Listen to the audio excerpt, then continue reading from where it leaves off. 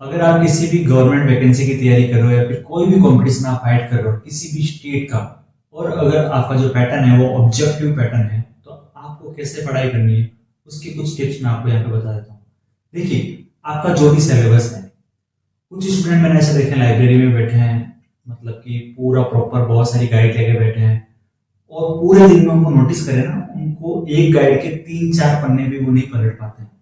तो अगर आप भी उन स्टूडेंट्स में हो, वो पूरे दिन 8 घंटा 10 घंटा आपने पढ़ाई किया और 4 पन्ने भी आपने नहीं पढ़े, पलटे नहीं, तो आपसे कंपटीशन मतलब कि हो जाएगा, कब होगा वो पता नहीं, लेकिन आपको ट्रिक चेंज करनी पड़ेगी यहाँ पे। देखिए, कोई भी कंपटीशन का अगर आप तैयारी कर रहे हो तो सिलेबस आपको कंप्लीट करना है फर्स्ट ऑफ ऑल। देन आपको ऑब्जेक्टिव फॉर्मेट पे अगर आपका एग्जाम है तो कैसे पढ़ाई करनी है उसकी टिप्स मैं आपको बता देता हूँ।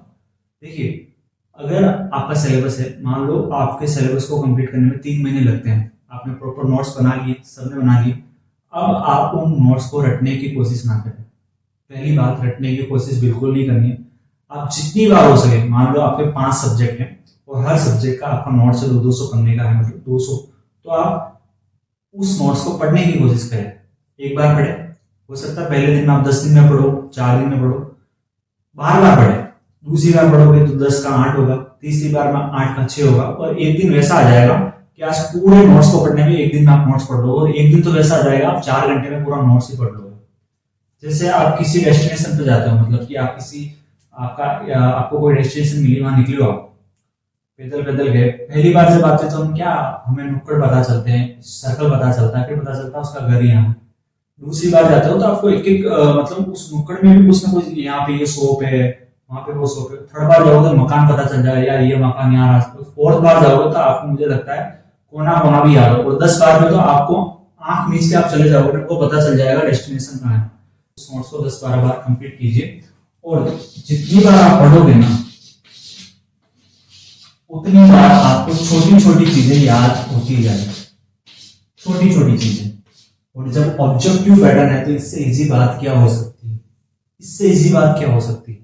आप कम से कम बड़ा एक सिलेबस कंप्लीट करते हो और आगे जाके एग्जाम में 100 या फिर 150-120 क्वेश्चन आते हैं, लास्ट टू लास्ट इतने क्वेश्चन आते हैं, और उनमें से भी मेरिट होती है 100-120, ये कट ऑफ रहती है, और आप ये क्लियर कर गए, आपको गवर्नमेंट जॉब मिल गई, आपका कॉम्पिटिशन क्लियर हो गया। तो भैया जब इतना इजी है, मतलब कहते हैं कि आपका क्वेश्चन आपके सामने है और आपका आंसर भी आप ही के सामने है, आंसर आपको देता है, आपको आंसर लिख के देता है, आपको आंसर पकड़ना है। इससे इजी क्या हो सकता है। माइंडसेट, माइंडसेट ऐसा बना लीजिएगा कि उत्तर आपके सामने, आपको तो बस उत्तर को पकड़ना है, ये माइंडसेट होना चाहिए। और जितनी बार आप पढ़ने पलटोगे ना, जितनी बार उस सिलेबस को बार बार पढ़ोगे ना, मैं बता रहा हूँ, जो ऑब्जेक्टिव क्वेश्चन का आंसर आपके सामने होगा ना, 1 सेकंड लगता है क्लिक करने में, बस हो गया 1 सेकंड। इसलिए ज्यादा से ज्यादा क्या करना है, माइंडसेट को ऐसा सेट करना है कि मैं ज्यादा से ज्यादा उस सिलेबस को बार बार पढ़ लूं, जिससे मुझे हर कोना याद हो जाए, हर एंगल से उस क्वेश्चन को सेट कर सकूं, अटेंड कर सकूं। जब क्वेश्चन सामने आएगा ना, तो उस क्वेश्चन को 2 बार पढ़े, 2 बार आराम से पढ़े। क्वेश्चन में क्या पूछ रहा है, हाँ ना, क्या पूछ रहा है, कंफ्यूजन यही पे होता है, वो हाँ में पूछ रहा है, ना में पूछ रहा है, जगह पूछ रहा है, क्या पूछ रहा है, आराम से पढ़ो, सीधा क्लिक, आंसर खत्म। यही सबसे इजी तरीका है। रटोगे नहीं हो पाएगा, कॉपी करोगे नहीं हो पाएगा, खुद का नोट्स होगा, बार बार पढ़ोगे, एग्जाम क्लियर हो जाएगा।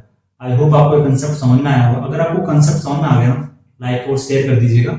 और ये मैं आपको बता रहा हूँ अपने एक्सपीरियंस के हिसाब से बता रहा हूँ, विदाउट एक्सपीरियंस यहाँ पे कुछ भी नहीं बताया जा रहा। आई होप आपको समझ में आया होगा। प्लीज वीडियो को लाइक शेयर सब्सक्राइब कर लीजिएगा। Thank you so much for watching.